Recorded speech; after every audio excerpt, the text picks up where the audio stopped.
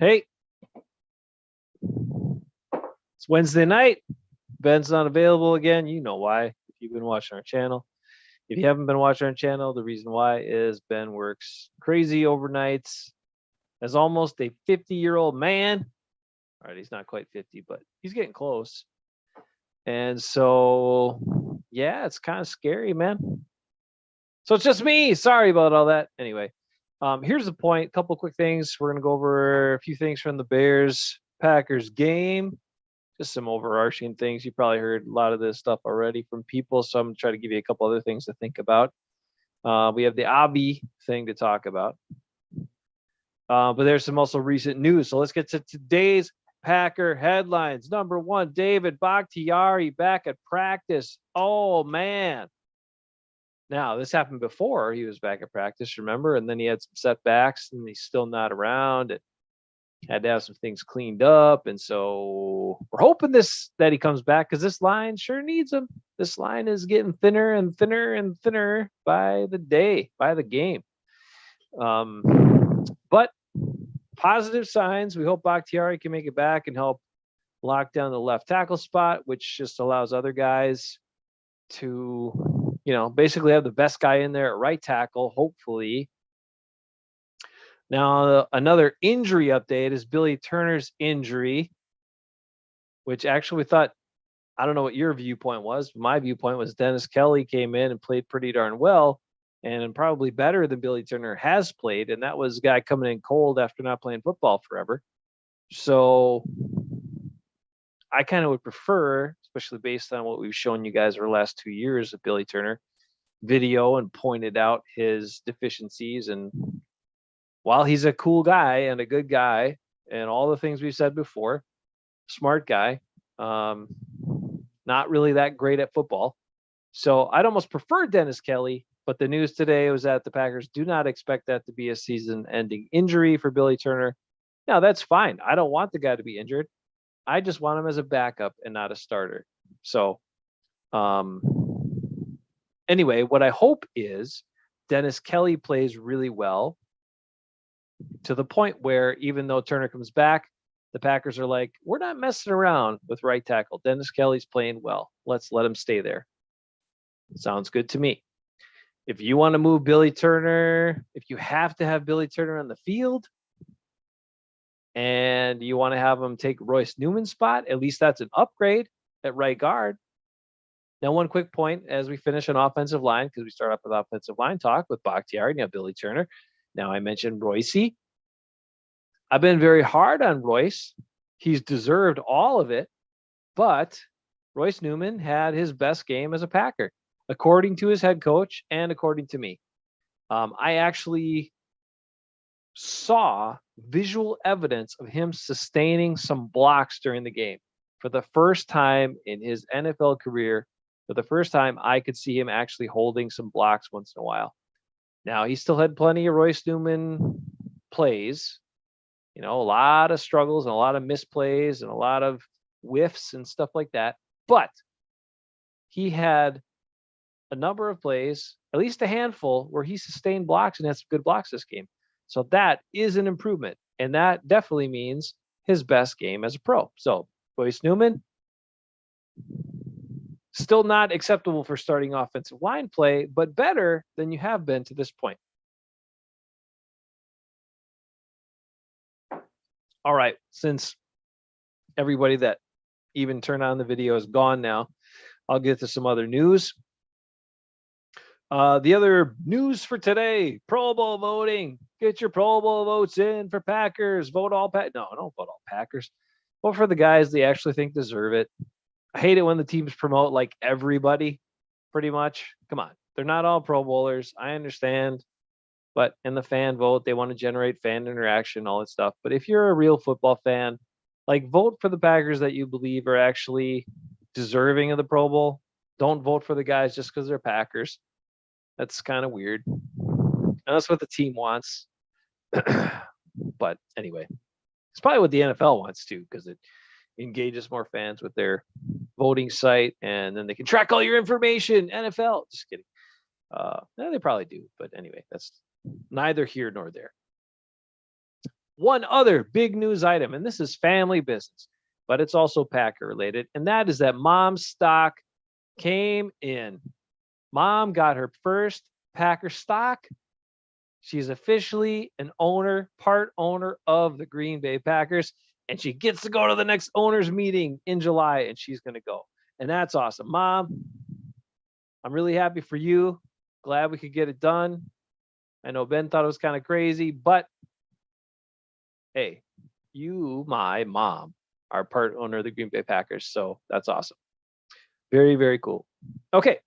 So that's all the news updates that we have for you today here on Hafeman Bros. Now let's get to a couple things about the game over the Bears. Now, a couple key pieces. Of course, we know Aaron Rodgers played great again. He has played great 3 weeks in a row. He's had a very nice season despite missing a lot of guys, despite all the shakeups on the offensive line, and despite missing some of the receivers and the key receiver in Marquez Valdes-Scantling for far too much of the season, which really changed their offense. But Allen Lazard picked it up. He heard us, heard me and Ben from last week. I think Allen Lazard also watches our show. And he picked it up. And he did things we hadn't seen him do. He was more reliable catching the ball. He ran routes. He played some DBs. He like psyched him out. He had some guys thinking he was going to block him, and then it turned into a pass pattern on his touchdown. That was a thing of beauty. I love that. Rock Report did a nice one on that, a breakdown on that to show Lazard, given the illusion that he was going to block, and it was a well-designed play because Devontae is going out to that quick flat with, it looks like, two lead blockers as receivers, and it's actually Lazard fakes the block and then runs an inside slant, and it's wide open. Easy touchdown. Love it. Love it. And I love Allen Lazard, and it's time for him to step up, and he did. He also had a jet sweep carry for 14 yards, which is pretty cool, right? The Packers haven't run the jet sweep, to my knowledge, more than a time or two this whole season. So it was nice to see one of those run finally. It's part of this offense. It should be. They ran it more when they had Tyler Ervin in there, but I think they got other guys that are capable. If you hand them the ball in that jet sweep, they can do something with it. So give them a chance. You know, Lazard's a good one. Randall Cobb would be a good one when he comes back. You got other guys that can run with it. Even MVS does okay on those. But you could put Jones in that position and give him a jet sweep. Oh, if you had the Dillon Jones combo and Jones is coming from that wing spot and gets the jet sweep, that would be pretty sweet. Anyway, just a thought. Put that wrinkle in there, LaFleur, and whoever is the Packer insider watching our show. Damonte Adams had a very slow start and was kind of bottled up by the Bears defensive back, Johnson, who was playing them straight up for quite a while and did well against him too. But then he ends the game with 10 catches, 121 yards, and 2 scores. Ben's man, Aaron Jones, 2 touchdowns, a touchdown receiving on a great play. And then also, which was a route adjustment. He was supposed to go to the flat, but the flat was kind of bottled up. And then he just saw he could get behind everybody. And he went for that. It was a big play adjustment by him and Rogers. And then Rogers threw it over the outstretched arm again. How many times has he thrown the ball just over an outstretched arm or fingertip? In this season alone, it's been countless times, so many times. Crazy stuff. Rogers is dropping the ball in there beautifully a lot.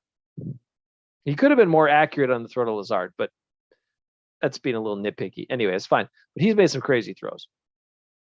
Big Dog gets involved with 4 catches for 51 yards. Mercedes Lewis.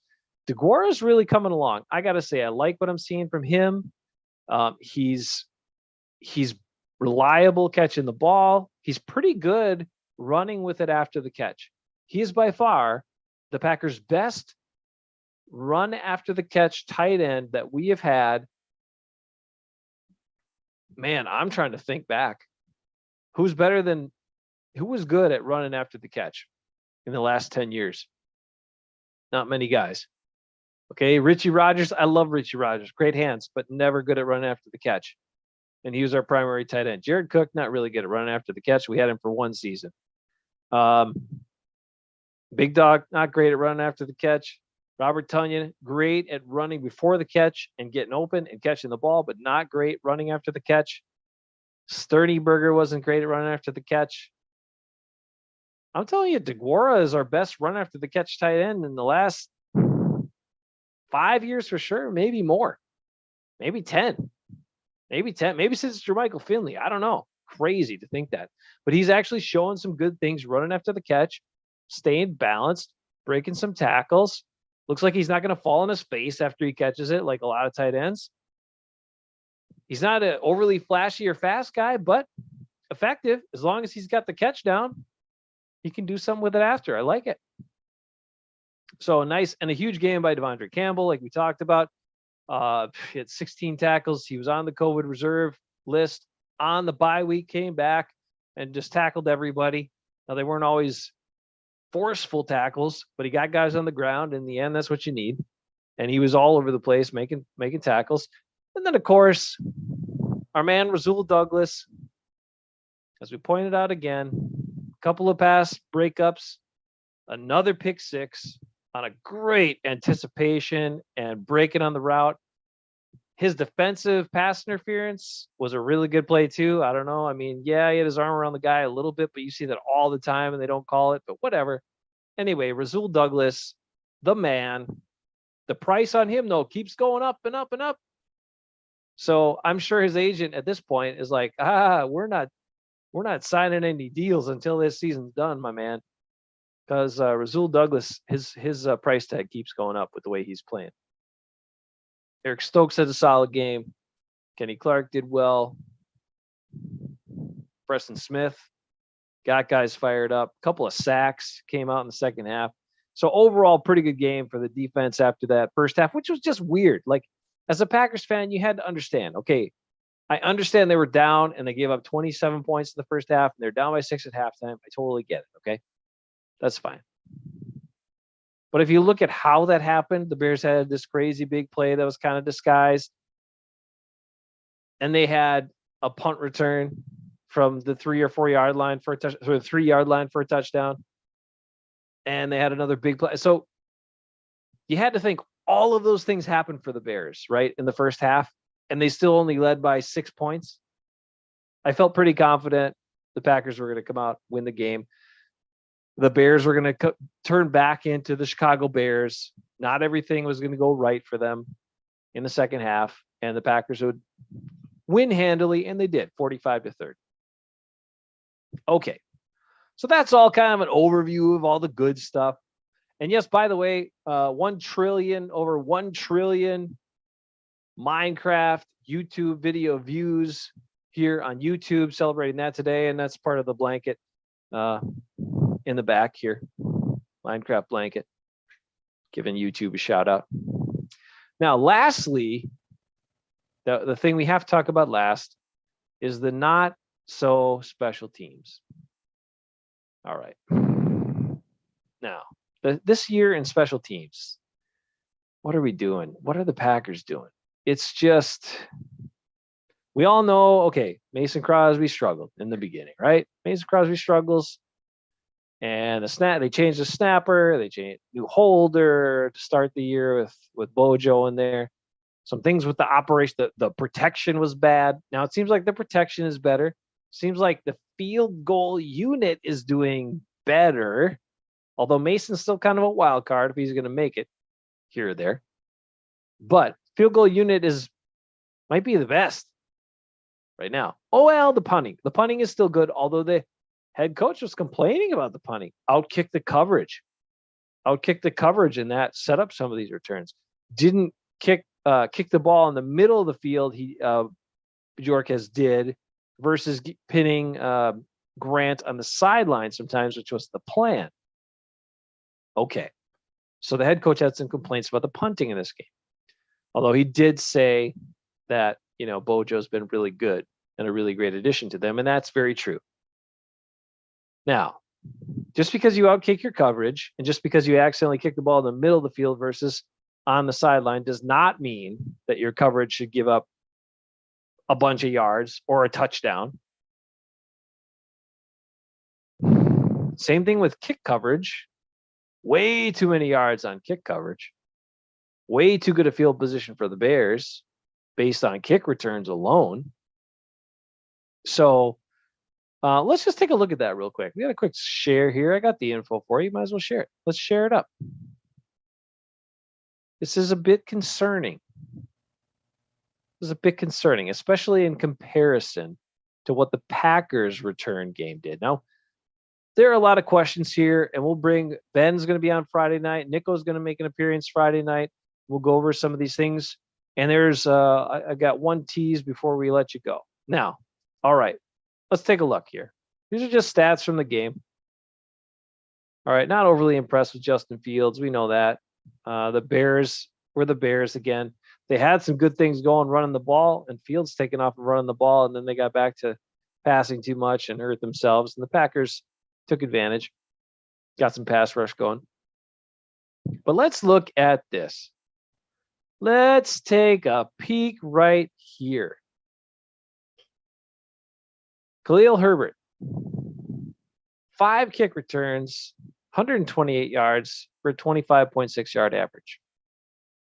Then you got Jakeem Grant, 3 punt returns for 131 yards and a 43.7 yard average, and of course a touchdown. Now, total return yardage. Okay, I did my quick math before. Let's see if it's still up there. Total return yardage for the Bears, 259 return yards for the Bears on 8 attempts. All right, that's more than 32 yards per attempt. That includes punt and kickoff returns. That's a lot of return yardage, okay? Now, conversely, the Packers, what would you guess their return yardage was for this game? Let's take a peek. Let's scroll down and let's take a peek here. We have number 1, Malik Taylor. I don't know what he was doing. Tried to catch the kickoff that was heading out of bounds, and it went out of bounds at the 5-yard line, where it could have been a penalty. The Packers would have got the ball at the 40. But no, he tries catching it. It goes out of bounds, and that's a kick return for 0 yards. And then we had one Amari Rogers kick return for 19 yards, and 2 Amari Rogers punt returns for 14 yards, and a muff punt again, the way he's catching the ball, like letting it get into his body, and it went right through. So if Razul Douglas hadn't baited that Bears gunner into stepping out of bounds on his own, like thinking he was going to get pushed, and went out that way, and Douglas just backed off and got the penalty, then it would be even worse, because we'd have a muff punt in there instead of a return for the second return. And we would have had a turnover. Not going to have been a big swing in the game. But anyway, these are not so special teams. So the Packers are not good at returning on special teams, as you can see here. And when we looked at the Bears, they're not good at covering the returns on special teams. So what does that tell you? Right, 0. How are you? We gave up the first punt return of the year for a touchdown. Yes. Is that insane or what? I'm surprised we didn't give up a kick return for a touchdown as well, when no one has any kick returns anymore. But Mason Crosby could not kick the ball in the end zone. Now, as a Packers fan, if this does not get corrected, what do you think? Do you foresee it? Do you foresee the Packers being burned in the playoffs by special teams? And that's the difference? That's the reason they cannot win and get to the Super Bowl? It's a very likely possibility at this point, unless this gets turned around. Now, Matt LaFleur glossed over it a bit, said there were some times when guys were, a couple guys were just out of alignment, out of their gaps. I understand that it all has to work together, but I still don't understand why basically every other kicker in the league puts the ball in the end zone basically every time, and Mason doesn't, but yet we still have Mason kicking off.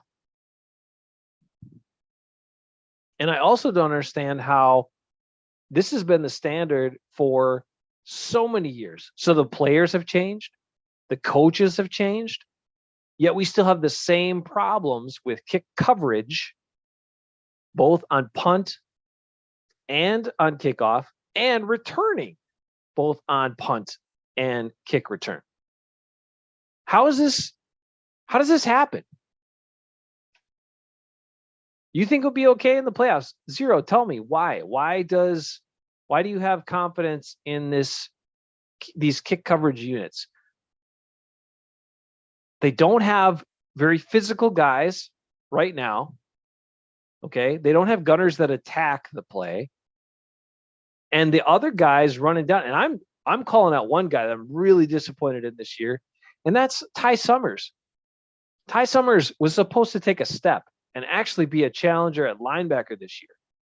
And he couldn't do it. He looked just out of sorts in the whole preseason. The whole preseason was bad. He didn't even deserve a chance to play after that.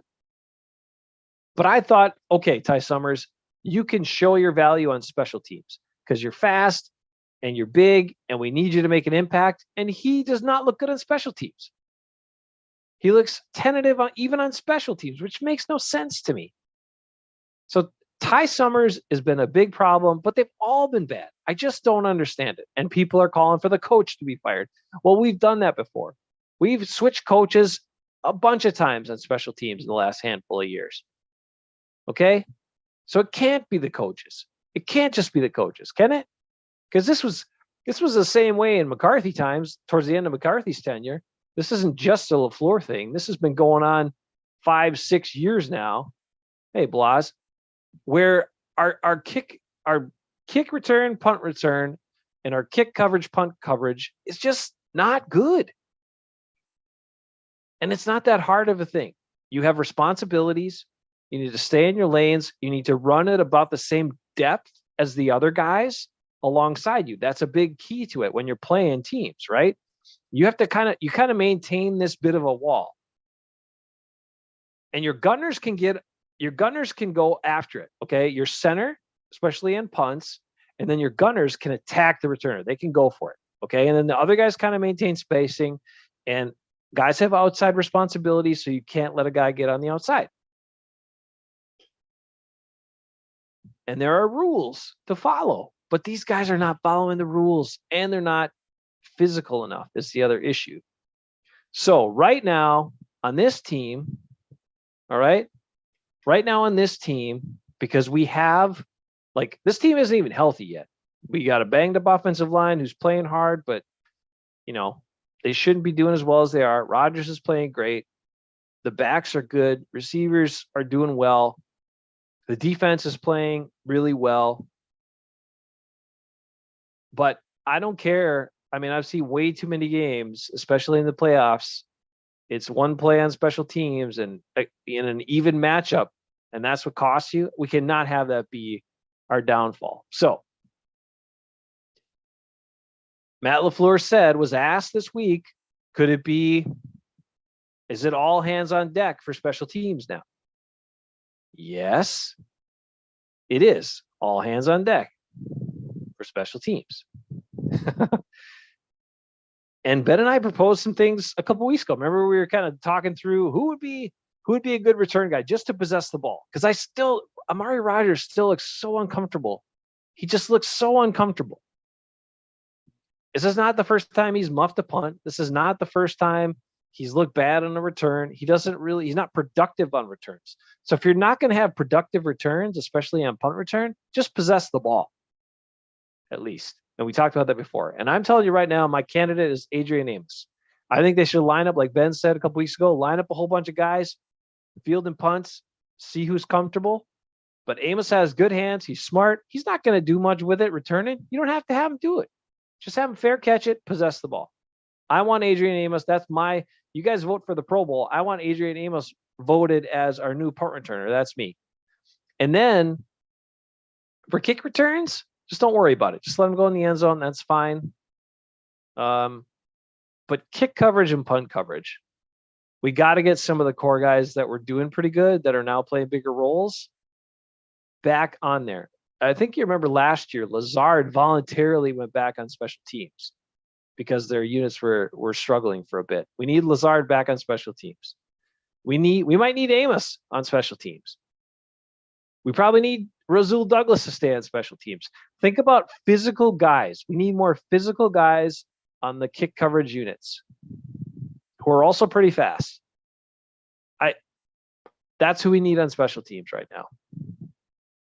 So I'm hoping that the Packers make those adjustments, because if they don't, special teams could be our downfall. All right, I'll check out some of you guys are chatting here. Let's see. Zero, you think a special teams is the least for? Where's A-Rod's big toe? Is his big toe hurt now, or his little toe? There's a new thing with his big toe. I'm sorry, I missed it. Let's see. Suggested we bench A-Rod until week 18, get it fixed for the playoffs. I mean, even if they did that, they could still win the division easily, right? But seeding might be a little goofy. The one thing I'm not sure, if I'm the Packers, that I want to end up being the 4 seed. I think the 3 seed would be okay, but the 4 seed, I don't know. Tyler Ervin, yeah, I don't know if he's not on a team. I guess I haven't checked to see if he's on a team or not. But if he's not on a team, if he's just on the couch somewhere, I would sign him. Sure, sign him and bring him back. He can field punts. He look better at it than any of the guys that got on the team right now. Yeah, even mediocre. Well, we don't need productive returning. We just need better coverage units to not give up big returns and field position and short fields for everybody. And we also need to possess the ball on punts. That's it, really. I was a little surprised that LaFleur kind of, in his press conference, that he kind of blamed a good bit of that on the punter, not, kicking the ball down the middle and maybe out kicking the coverage a couple of times. I don't know. Like I said, I understand there's a plan and, they want a directional punt and stuff like that. But I still think it doesn't excuse like giving up huge returns just because your punter kicked the ball a little too far, or kicked it not quite as high as you wanted, or kicked it in the middle of the field. There's still a whole bunch of, there's 10 other guys in the field. There's responsibilities. There's lanes you got to keep. And I know special teams is a small piece of the game, but it can be a very impactful piece of the game. We've seen that this year. Luckily, to this point, it hasn't really cost the Packers, but it could. And that's the thing. You get in those playoff matchups, and it can be the difference. All right, Tyler Ervin would be an option. I'm just saying, looking at the roster they have right now, a lot of the receivers I don't trust their hands. I mean, I wouldn't trust Lazard. I wouldn't trust MVS. I wouldn't even really trust Damonte, and they wouldn't put him back there anyway. Randall Cobb, I thought I was going to trust, and then he went and muffed the one a couple of weeks ago. So Juwan Winfrey, I don't really trust him. I thought I trusted Malik Taylor, but I don't know what's wrong with him. He is a mess. He is not playing like the same guy that we had on the team last year. I do not know what's happened to Malik Taylor. It's really weird. For me, this season, Ty Summers and Malik Taylor were guys I was expecting to take a step up and be better contributors, because they had shown to be solid and maybe even impactful last year. And this year, those guys are just not even the same players. It's really disappointing. Luckily, we've had some other guys step up, but, Barnes has been good and Campbell's been super good. So we didn't need Summers to take that leap. And as far as Taylor, some other guys, Lazard's there. We've got stability with MVS back now. And of course, Devontae. And then EQ has been better than I expected. He's made some strides, and I'll give him some credit. He's been better than I expected he would be.